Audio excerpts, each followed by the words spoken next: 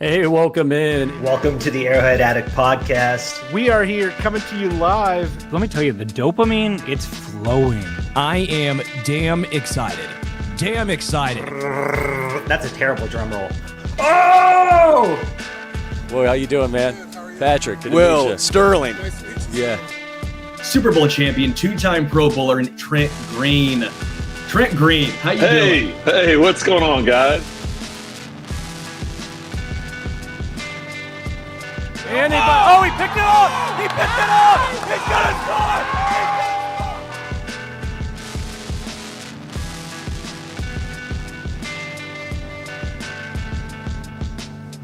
And we'll see you next week, but until then, as always, go Chiefs. Welcome. This is Freaky Friday here on the Arrowhead Addict channel. I'm Adam Best, joined by the golden voice of Sterling Holmes. Welcome back. And of course, producer extraordinaire Richard, making us look good. Sterling, I missed you, buddy. How you been? Yeah, good. I missed you too. I was out there in good old California. It was a lot of fun out there. Love California. Love the weather.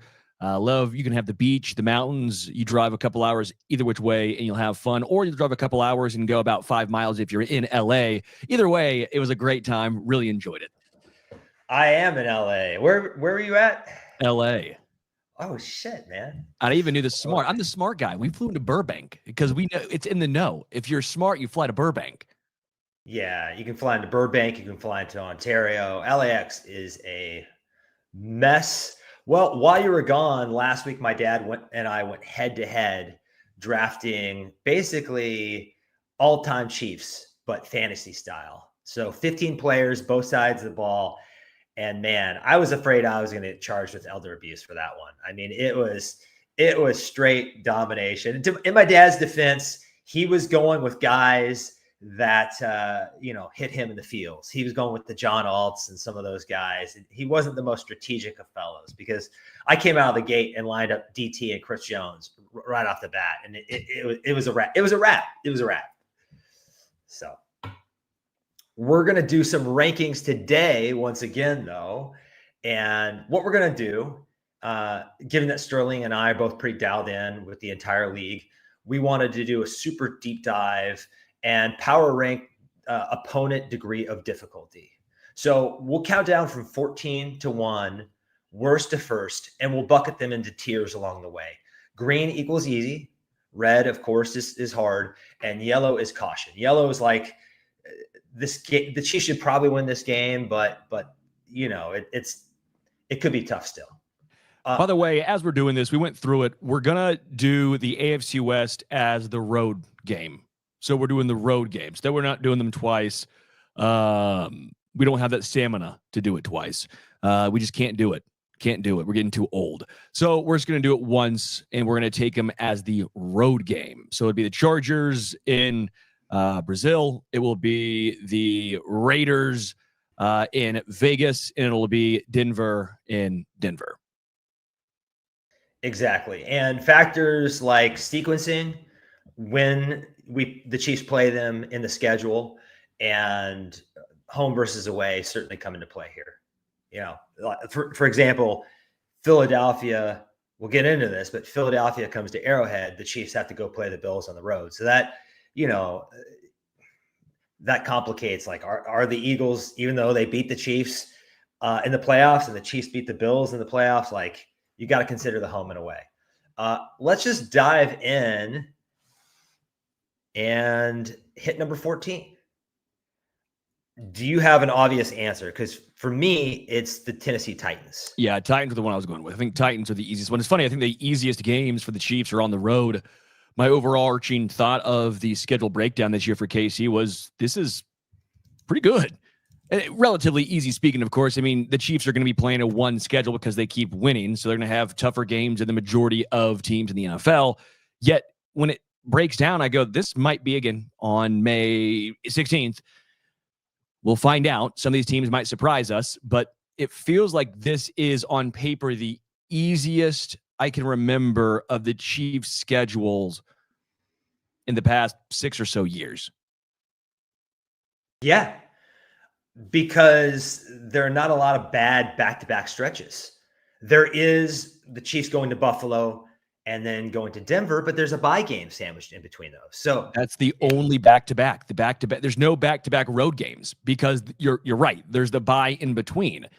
I thought after last year where the schedule was relatively difficult and the Chiefs went 15-2 because of some of the scheduling mishaps later on in the season, the 3 games in 10/11 days, all of that, I thought the Chiefs' schedule was difficult. This year it feels like, okay, we saw how difficult that was and how almost unfair at times it felt.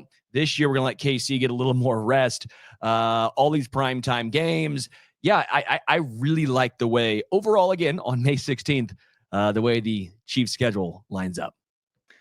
And one of the things I like is I like getting the Eagles early with a new offensive coordinator. I like getting the Lions early with 2 new coordinators. So where you get these teams is extremely important. I think, for example, I think the Chargers are going to be tougher at Arrowhead later in the season because they're integrating so many new pieces into their offense with Trey Harris and Amarian Hampton and Mekhi Becton. And it's just kind of like a revamped offense that I don't expect to gel in week 1 in Sao Paulo. Yeah. So the Titans and Cam Ward, the Chiefs do play them at the end of the season. So Cam Ward could be surging at that point. Does that come into play at all? Did you think about the New York Football Giants here at all? Slightly, but I just think it's the Titans. I think the Titans aren't good. I think they're a real bad team. I don't believe in Cam Ward. If you've listened to me, I don't think he's like bad. I don't think he's like a train wreck. And I understand why the Titans picked him 1-1. I don't see it personally. And for that reason, I'm not high on the Titans overall. They were bad last year. They're going to be bad this year based on my estimations. I don't think Cam Ward's solving that issue. So I think for me, it's pretty clear. They're the worst team in my mind.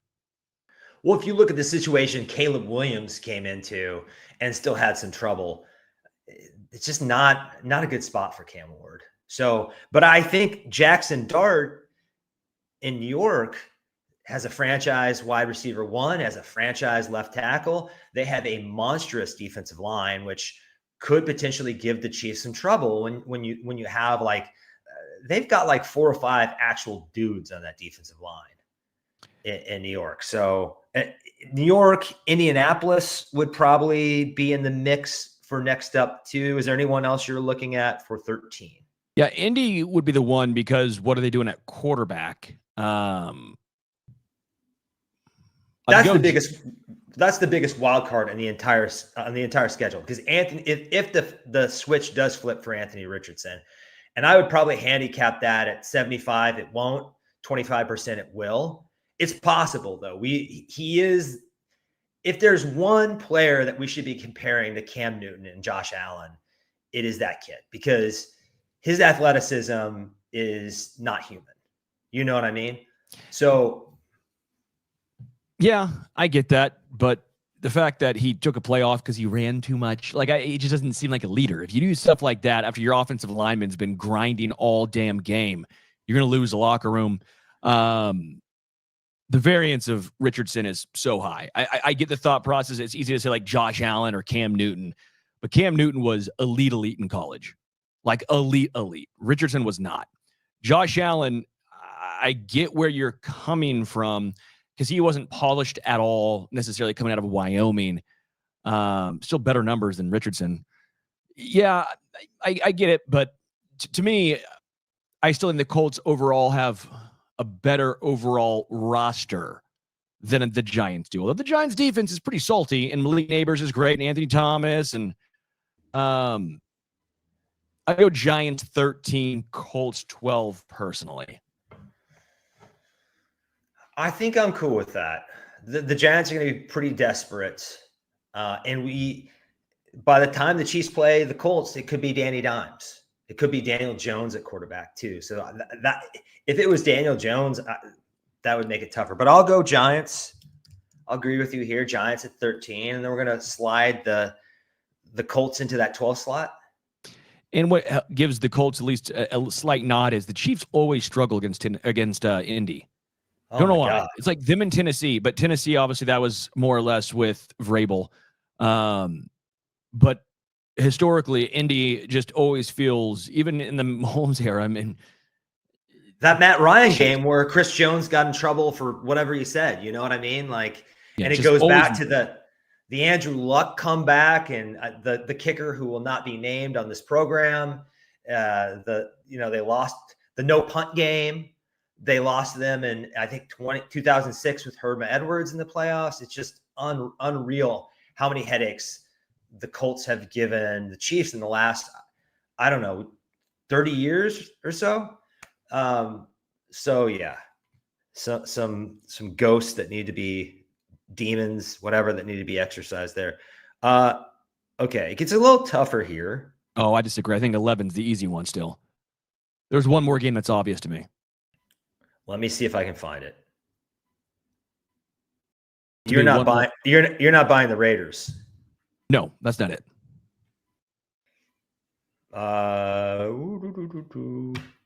Jacksonville? Yeah. Okay. I mean, if you put Jacksonville 13, I wouldn't have been shocked. I really wouldn't have been surprised. They're not good. They're just not good. I feel bad. Trevor Lawrence is a good dude. From any of my interactions with him, I personally, seems like a pretty good guy. Enjoyable, like talking to him. Makes me feel bad every time I rip on him. He's not progressed. We haven't, and I feel bad, but I at some point it's been what, year 5, year 6. You have the great playoff comeback, right, against the Chargers. That was the Chargers chargering. I feel bad because, again, I like the guy. Just at some point you got to do it. He's not done it, and I don't think it's going to be this year. To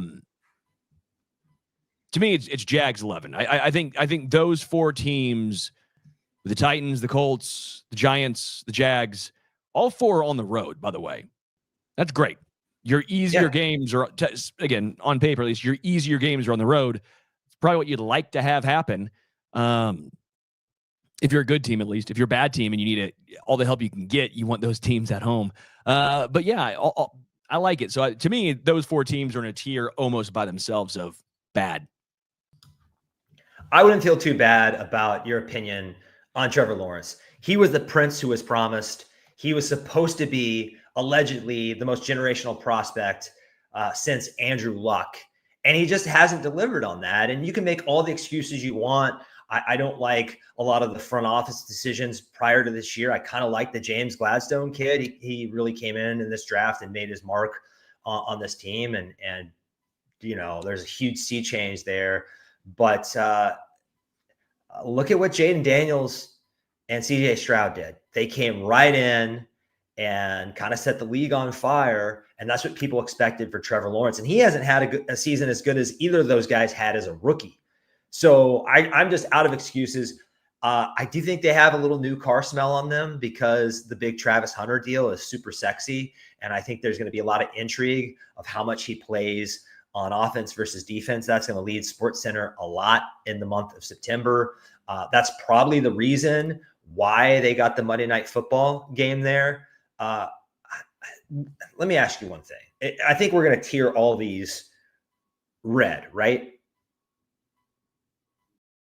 Red. Yeah. Red, green, yellow. So red would be. Oh no, I got it backwards. Green. Yeah. Green. Yeah, I would say you're confusing me now. Red now means good? I guess if you're in Chiefs Kingdom, red's good. Red is good. Green means easy. Red means hard. That's Yellow what means I thought, yeah. So I got it backwards, but I think all of them are green. If one of these teams, and if you had to pick a surprise team out of these 4, which one would you pick?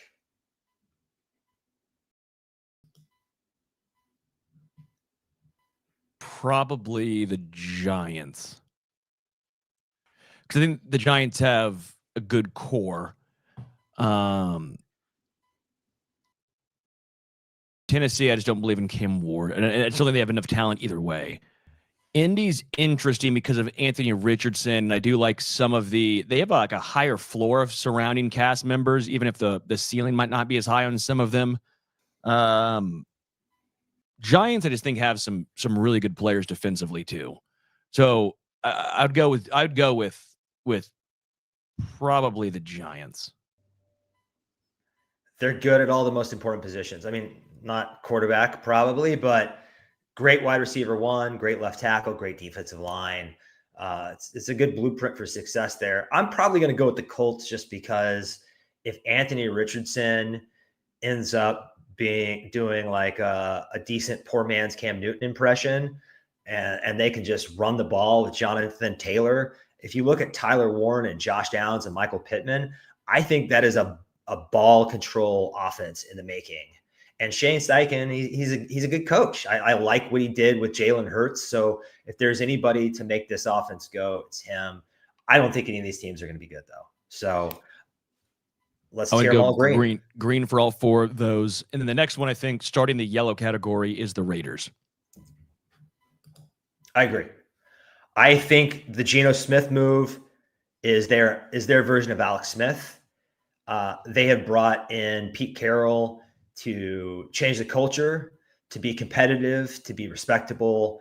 I think they're not going to be an easy out anymore, but they're just bereft of talent, especially on the defensive side of the ball. You look at that corner room. I love the draft. I love Darian Porter. I love Jack Besh, Ashton Genty. Who doesn't like Ashton Genty? But I think year one is going to be kind of like what you saw in Detroit when Dan Campbell came in and changed the attitude, and there was a lot of fight in that team, but you didn't really see it in the standings. That's what I expect from the Raiders this year. Yeah, I could see a 7-10 season. I think, I think they're fine. I think Geno Smith helps a lot, raise the floor. Brock Bowers is right now probably the best tight end in football, right? Like, I mean, it's crazy how talented he is. Yeah, I think the Raiders are fine. I think Pete Carroll's a damn good head coach. They're just tough. You're playing in the AFC West where all four teams are going to be at least solid at a minimum. So yeah, I'll say about 7-10, 8-9 for the Raiders, but I think this goes into the yellow category. I'm with you. And Brock Bowers, man, the shoe is on the other foot now, right? I think we're going to experience a little bit of what it was like to play against Travis Kelce for a decade or whatever. He's just going to be nearly that good. If there's one guy that I would compare to him and could have that kind of impact in the NFL over the next decade, I think it's Brock Bowers. And, they're Travis Kelce type tight ends don't come along very often. Maybe George Kittle, you could make an argument because of his blocking, is the best tight end in this moment, but Bowers I'm not making that argument. Is close. Okay. So number 9. Let's see who we're considering here. Dallas under consideration here. I do like the George Pickens move. What I don't like about Dallas is Jerry Jones just went down the hallway for his coaching search and was like, hey, you'll do. You know what I mean? Are you going to give me too much trouble? Are you going to do whatever I want? Okay, you're our head coach now. I just think that was an embarrassing coaching search. So, yeah, I think Cowboys are in consideration. I think the Broncos could be, although it's in Denver, which makes things a little different. But I think Denver could be in consideration here. I think you can at least start talking about Washington and the Texans, although I still think those are a little tougher games personally, even though those ones are, at Arrowhead. And I think we're still a couple spots away from maybe the Chargers. I think Dallas is interesting. It's in Dallas, so that does make it a little different. You're right. On Turkey Day. I think the offense of the Cowboys is pretty good. The running game's a little sus. Yeah. You're right, and that's a good point because the Chiefs are really good at taking away the strength of an opposing team, and the Cowboys are very one-dimensional offensively. So in that regard, home or away doesn't matter. I know Pickens and CeeDee Lamb are great. Yeah, I'll go Cowboys here at 9, I think, just because I think the Chiefs match up well. Again, we're talking this on May 16th. Things could change. But what we know right now, I think, the Chiefs match up well against Dallas. New coach, too. I think that has to factor in. I know he's a Schottenheimer and all that, and I wish him well, but not a very inspiring choice. I'm just higher on the Broncos than the Chargers. Just straight up. I think the Broncos are going to be better than the Chargers this year. Hmm. I'm a Sean Payton believer. I think their defense could be top 3 with the additions they've made. I really like what they did in free agency. I think Evan Ingram was sneaky as hell. So I just like what they're doing. And when you're comparing playing the Chargers in Brazil, I mean, their fan base doesn't show up here in LA. Are they going to show up in Brazil? That's going to be a home game for the Chiefs. Going into Denver, to me, that's got to be a top 5 toughest game on the schedule, just because of how well Denver knows the Chiefs and how big of an advantage playing in Denver is. The Chiefs just don't fare that well there in Mile High. I mean, I know they had that stretch where they were kicking the donkeys in the teeth, but that's fair. Yeah, where they're playing makes a pretty big difference there, because in Brazil you're on level playing field. You have no idea what to expect. Probably a bad field based on what it was last year, but both teams have to play on it. Denver, you get the advantage because of the altitude, and they're used to playing on that. So, yeah, you know what? I can get behind that. I still think the Chargers are a pretty darn talented team. You know my thoughts on Ladd McConkey. Finally, Justin Herbert has a another really good weapon post Keenan Allen. Mike Williams is back, of all things, which is kind of interesting to see what that's going to be like. He's only been good with the Chargers, so maybe he reverts back. Yeah, that's fine. But yeah, I think at 9 we're going Cowboys, right? 9 we're going Cowboys, and with Mike Williams, if he exclusively played the Chiefs every game of every season, he'd be a first ballot Hall of Famer. So I'm always worried about that guy, even if he is long in the tooth. I think Houston here. Chargers. I'll go Chargers because I think it's a good call. I think Brazil's going to play a factor, obviously, for both teams, but I'll go Chargers here. Game 1. I'll go Chargers at 8.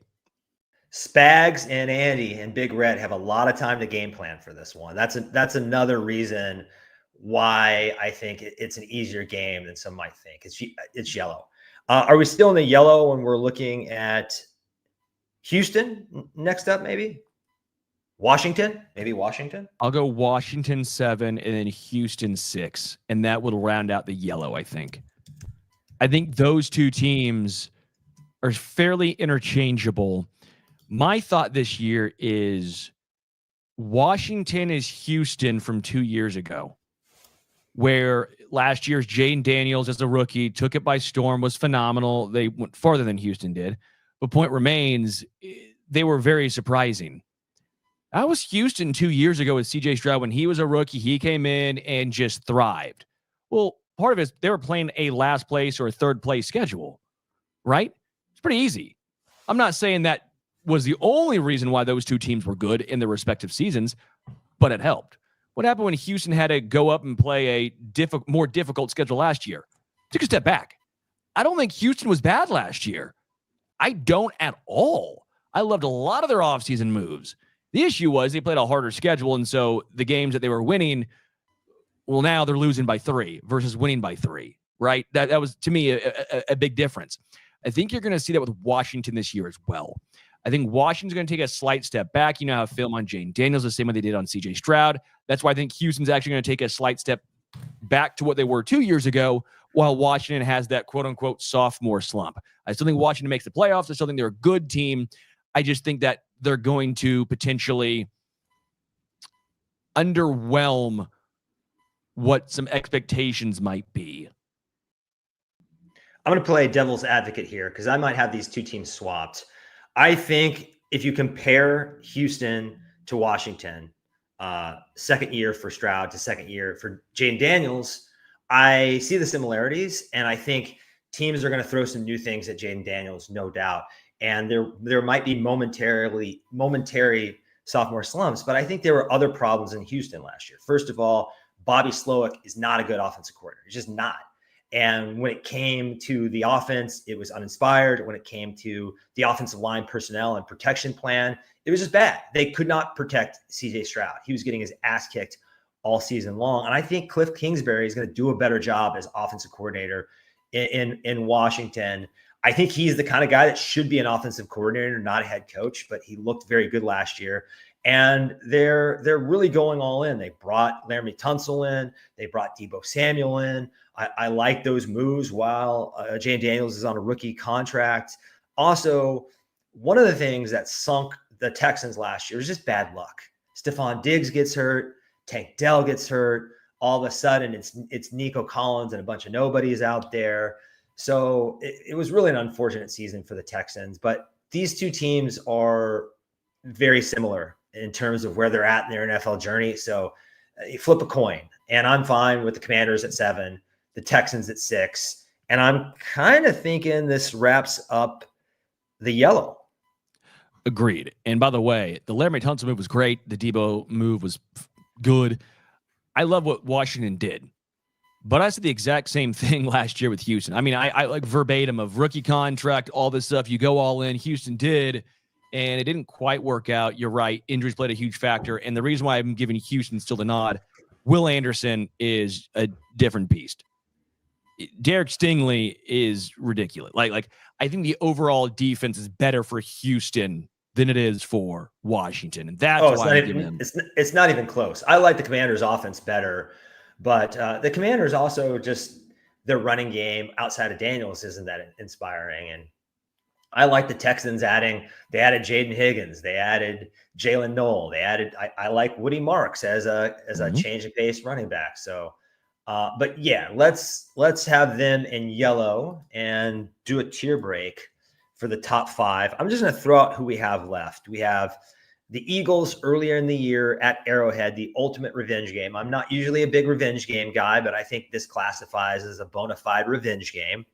You have the Baltimore Ravens. I think they come to Kansas City in like week 4. You have the Lions, I believe, is week 6 at Buffalo. That is week 9. And then Denver week 11. Week 11, yeah, because bye's 10. After the bye. So those are our remaining 5. And I feel like they are the Reds. Yes. Because of degree of difficulty, even though playing in Denver is hell, I kind of think you have to go Denver at 5. I would go Denver 5. Personally, I'm going Denver 5. I'm in agreement with you. I do think they're a playoff team, though. I was very impressed with the job Sean Payton did with Bo Nix. I think Bo Nix can be the 12th, 14th best quarterback in the league, going to dump it off a lot, going to run for a lot of first downs, is not going to turn the ball over. And I think they're a well-run organization now they're going to be a pain in our ass for a while. So let's go Broncos 5. And then I know 4. I know who I'm putting out 4. I don't know who you're rolling with. I know exactly who I'm putting out 4. I think I'm putting Detroit because of the 2 coordinator changes.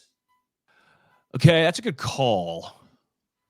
If it was one coordinator, it would be one, but they're losing Aaron Glenn and Ben Johnson.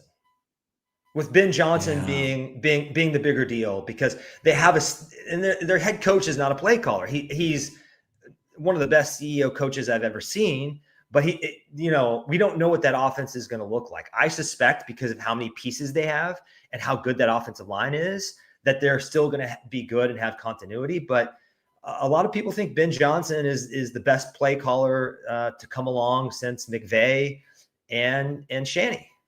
My pushback is, again, kind of with the Spags theory, he can take away your best attribute. But Detroit does everything so well offensively. There's not a specific thing. If they want to run, they'll run. If they want to pass, they'll pass. Screenplays, their offensive line still really, really damn good. Defensively, they're going to be a lot better. They're getting a lot of pieces back. That was a huge talking point last year, too, that's getting a little glossed over. I think people are kind of cooling on Detroit, and I'm like, I don't know if you should. If they stay healthy, again, big if it's the NFL, they're getting Aiden Hutchinson back. I mean, they were playing a whole bunch of guys that no one has ever heard of last year, and they were still finding some success. Now, you're right. That is the coordinators doing a great job coaching those dudes up. That is a big loss. I just think they're maybe the most talented team. Third most talented team, like roster-wise. They're at least top 3, in my opinion, in the NFL, top to bottom. And that's even with Jared Goff as their quarterback. I mean, it's just very impressive the way this Detroit Lions team is built. Brad Holmes might not get enough credit for the way he's built that thing as a GM. It's always Howie, then Veach, those two guys going back and forth. I think Brad Holmes needs some sort of credit as well. I'm not going to put them there. I'm going to put me personally. I'm putting the Ravens at 4. I know it's Derrick Henry and all this stuff. It's still early in the year, week 4. I'm personally putting the Ravens at 4. What's funny to me is I think our biases are coming in a little bit because I'm always higher than market on the Ravens, and I feel like you're higher than market on the Texans and Lions, and it's really kind of pick your flavor here. I am okay with the Ravens getting number 4 because the Chiefs have historically had their number. The big game they lost, Patrick mentioned this yesterday, was the game that CH fumbled away. They were salting away the game. It should have been in hand, and the Chiefs goofed. And outside of that, they have been pretty thoroughly dominated. I mean, really on both fields, but particularly in Arrowhead. And the last time the Lions came to Kansas City, they won. Now, granted, no Chris Jones, no Travis Kelce, so it's Kadarius Toney. Oh God, don't remind me. Don't remind me. I'm just like I'm going to therapy to work past it, and he's the Joker, and I'm just joking. But I will put the Lions at 3. To me, I think it's Ravens 4, Lions 3. Well, we're in complete agreement because I think if these are red, the 1 and 2 are like dark, deep blood, scary red. I think I'm going to go with the Eagles at number 2 just because home road. Yeah, I'm going Eagles 2 at Buffalo number 1. And it's also, regular season. The regular season, we know Buffalo is going to win. We know this. We want them to. We want them to win, right? Like it's a good thing. Take that one and give us the one next year. The Eagles having a new coordinator offensively, I know they've been switching almost every year now, but with Kellen Moore going to New Orleans and getting them in week 2, I think that is fortuitous for the Chiefs. And I just think this is going to be the ultimate Patrick Mahomes over my dead body game. Those guys are going to be, usually I just don't put that much stock into it. But when you're talking about a trio of Hall of Famers, one of the best trios in NFL history that just got thoroughly embarrassed in front of the entire world, this is the game they're going to be thinking about all summer long. I agree. And what's hard is it doesn't matter. What's hard to me is, and I don't want to say it doesn't matter, but it doesn't take away the loss and the sting of the Super Bowl. I think that Chiefs fans should realize, almost as good as anyone, I'll use the Buffalo Bills for an example. I want to get to them in a moment, but they know that you beat them in a regular season. That does not take away the sting of losing in the playoffs. That 13-second game is going to, ring forever in Bills fans' domes. So the ass kicking at the hands of the Eagles, even if the Chiefs win 45-0, it's great, fun, love it. It doesn't change anything. And it's an NFC opponent as well. So it doesn't even matter that much for seeding or record-wise, quite frankly. It's a pride thing more than anything else. It's a pride thing. I think it means more to the players because as a fan, there's no way you can even talk smack afterwards. There's no way you can sit back and go, yeah, we got you week 2. Okay, but what about the ring? Because that's the whole Bills conversation for a long time, right? It was the Bills were like, hey, we got you in the regular season. This year's different. Then you get to the playoffs and you're like, oh, yeah, okay, no, it's not. Which leads me to number 1, the Bills. 1, it's in Buffalo. I actually feel bad for Bills fans to an extent because last year was their first realization that regular season does not matter. I have no idea how many people, Bills fans on Twitter and even right here on Arrowhead Addict, I'm a repost game when the Bills won in the regular season. And what did they say? They weren't talking smack at all. They were like, well, we got this one, but we all know it doesn't really matter until we do it in the playoffs. They were defeated even in victory. And that's when I knew and understood Bills fans are realizing this now. I feel bad for Bills fans because there's not many franchises in any sport that has been more downtrodden in big time games or let games go through the grasps than the Bills. I mean, 4 straight Super Bowls and not winning. You have the second best quarterback in the NFL and you can't get past the number 1. Like, there's just so many different ways. Like, it's worse because the Ravens at least have won recently. Like, you can say the Lions, sure, but like, they don't even have the Browns, but like, they don't have even like the success and the optimism going into every single year like the Bills have had. I'll admit it. I feel bad for Buffalo fans in general. I just, that's tough. I do too. And I wonder if it's more difficult to be in the Browns position, a Browns fan. I mean, that's just got to be demoralizing. No hope whatsoever. Just none. Or conversely, you're a Bills fan and you keep against your own instincts having hope, because Josh Allen, I got to admit, Josh Allen has been either Patrick Mahomes' equal or near his equal in their playoff rivalry. He is not the reason they're losing these games. It's been the defense. It's been coaching. It has not been Josh Allen. He has gone toe-to-toe with the most talented quarterback we've ever seen. And he's the only guy that when we're going up against him, I'm like, shit. That's how opposing fans feel like when they're going against Pat. Like it's helpless. You feel helpless against him. And I just feel bad for Josh because he's put in more work, than just about anybody. And I think he deserves to get one. Now, I don't really want him to get one because I want the Chiefs to keep racking him up. And speaking of that, the Eagles, totally get what you're saying, but it is 1-1 in Super Bowls. It's not like it was with the Bucks and Tom Brady, where it's just like, we kind of have to sit here and take it. The series is tied up. We're going to go to 3 at some point, hopefully, and settle the score once and for all. And I do think they're going to get Jahad Campbell going and figure out this pass rush again, but they lost Milton Williams. They lost Josh Sweat. So getting them in week 2, I think is really good. And then back to the Bills, they absolutely loaded up on defense. This was a defense-only draft, and I think it's going to pay dividends for them this year if some of those guys hit. The issue, though, for me is that they're kind of offensively with their weaponry where the Chiefs were with Sky Moore and MVS and Juju. It's not sexy. I mean, I like James Cook, but he shouldn't be your number 1 option in the passing game. That's a bit scary, You're right. The MVS, maybe it was the year when Juju was like the wide receiver 1. That might be the year you look at as this is the Bills. But the offense wasn't the issue at all last year for the Bills, and their wide receiver core was buns. I mean, the name Amari Cooper was great, but the actual player was not. So it didn't matter. So I actually understand where they were coming from, saying the defense was the issue. The defense. Let's fix that. Josh Allen can elevate just the way Patrick can elevate. In today's salary cap era, you can't have stars everywhere. You have to try and cut back somewhere. That's why I was never initially opposed to the Chiefs' method of paying the defense, or at least drafting a lot of guys there in the first round there.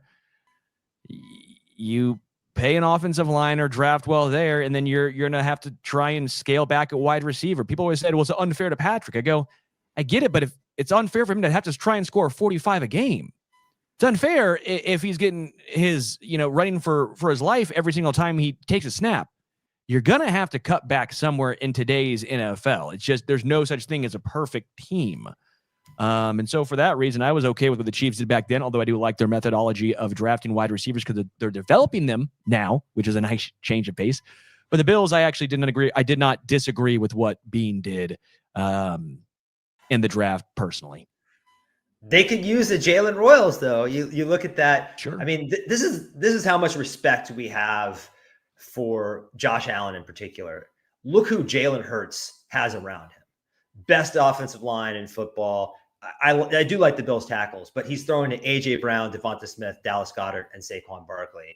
And Josh Allen is throwing to Josh Palmer, Keon Coleman, Khalil Shakir, that group of guys. I mean, it is them not drafting a receiver is kind of a vote of confidence for Keon Coleman and Khalil Shakir. But I just think the Chiefs have done a better job drafting and developing wide receivers, and ultimately that could be the difference between these two teams. Yeah. So let's run this down from 14-1. The red tier: 14 Titans, 13 Giants, 12 Colts, 11 Jaguars. Green tier. God, the green tier did it again. It's Friday, guys. It's Friday. The yellow tier: this is proceed with caution, but games the Chiefs should win. 10 Raiders, 9 Cowboys, 8 Chargers, 7 Commanders, 6 Texans. And then the actual red tier, get it right this time. These are 5 games I could see the Chiefs losing. I think I predicted them to lose 4 of these games. So 5 Broncos, 4 Ravens, 3 Lions, 2 Eagles, 1 Bills in Orchard Park. I think we were pretty united or unified on these rankings. So I'm cool with the schedule too. I think they got some fortunate breaks. I'm curious to hear how you feel about them playing on both Thanksgiving and Christmas. I think it's a good thing for the stature of the franchise. I know why people are a little bit miffed about, the logistics of their holiday, but where are you at with that? Yeah, I hate it. Ooh. I think it's dumb. I think it's absurd. I think it's annoying because I don't care about the players playing on Christmas. Sorry, I don't. You're making a lot of money. If that makes me cold-hearted, okay, but you're making a lot of money. I feel bad for their families. Sure. Players, sorry. If you're making a mill a game check, I'm not going to feel bad for you. That's pretty tasty right there. I feel bad for the concession workers. I feel bad for the attendants and the parking lot. That's who I feel bad for because I don't know what they're getting paid. And I don't know if they're getting time and a half, 2 on Christmas. They are. Maybe sure. Maybe it's great.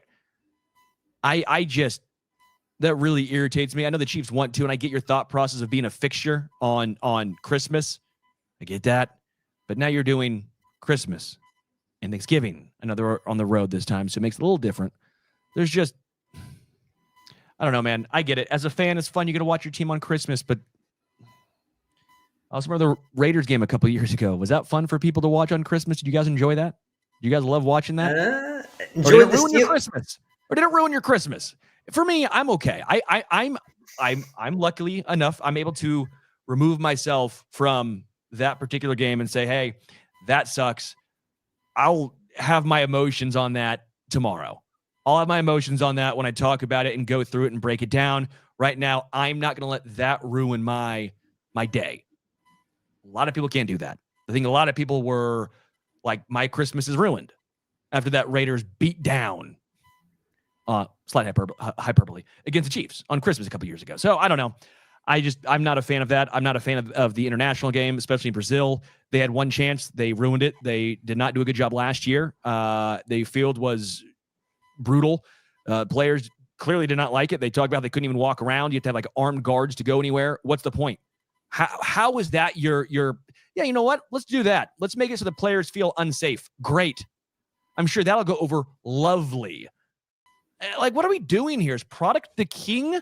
Or do you just want to try and make an extra buck? It's the NFL. They're trying to make an extra buck. That really irritated me. Yeah,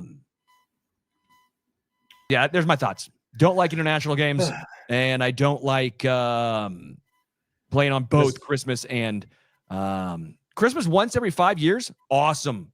Once every 5, 7, 10 years. Awesome. That's cool. Every single year, it loses its luster, and I'm just not a fan. Think of the workers. Don't think of the players. Think of the workers. Yeah, I do have a lot of sympathy for the blue-collar people involved with the Chiefs playing on Christmas and Thanksgiving. Definitely. And I don't feel sorry for people like us that are covering the team or the players, most of all. I mean, you make sacrifices to be an NFL player, to aspire to any level of greatness.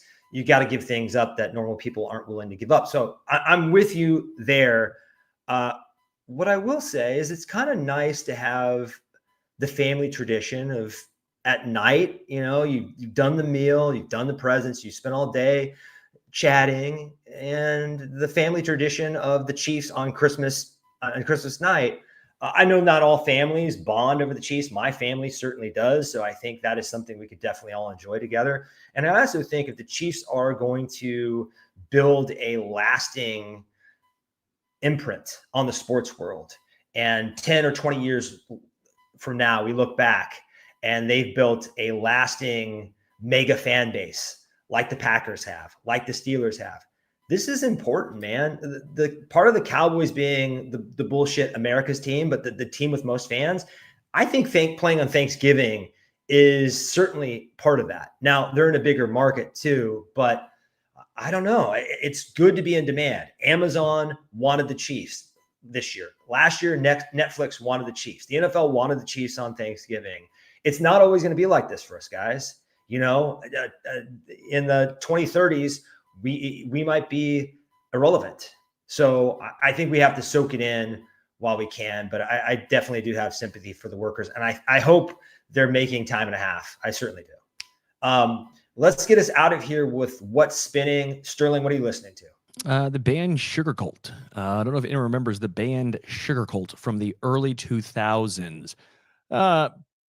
Pop, punk, alternative band. Really liked them growing up. Haven't listened to them in a while. Started listening again about last week. I forgot how much I liked the band Sugar Cult. Awesome. Yeah, I vaguely remember them. I'm going to have to hit them up on Spotify. So I went to a festival last Saturday, saw Vampire Weekend and Block Party and a bunch of good bands. But my favorite band there was TV on the Radio. They have an album called Dear Science that I think is like one of the most underrated albums of the past 25 years. I know a lot of people like it, but we don't talk about this band very much anymore because they haven't had an album in a long time. And also their frontman, Tunde Adebimpe, he just came out with a solo album. So that's like a double recommendation here. I think that's called The Black Bolts. So one of my favorite bands. I don't think I've talked about them before, so I wanted to hit that up. But check out those tunes. Thanks to the chat, you guys.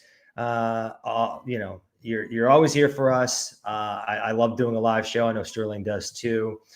If you dig Arrowhead Addict, here's how you can help us. We're growing. We just hit 55K subscribers on this channel, kind of a big milestone for us. And now we're surging towards 60K. So subscribe here on YouTube.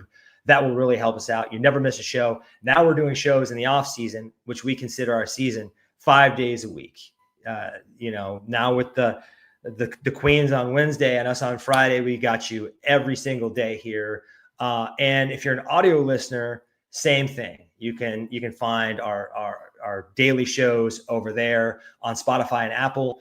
On Apple, consider giving us a 5-star review and leaving a question, and we will tackle that question on Patrick Allen's OG Hour on Thursday.